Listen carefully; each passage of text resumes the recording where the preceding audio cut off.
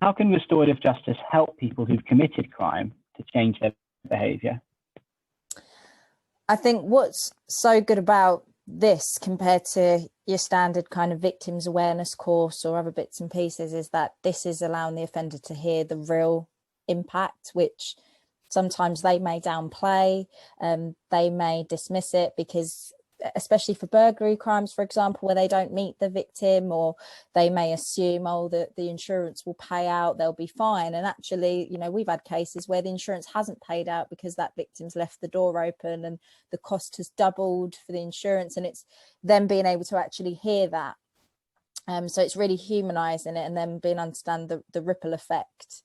And you know, even things they may not have considered. Another burglary case I had, it was a 75-year-old lady who had actually confronted the offender. So fortunately nothing had got taken, but when it had got to a face-to-face conference in the prison, she looked him in the eye and she said, at that moment in time, I thought I was going to drop dead, and she thought I couldn't get my words out. I thought I was having a stroke and I was going to drop dead. What would you have done?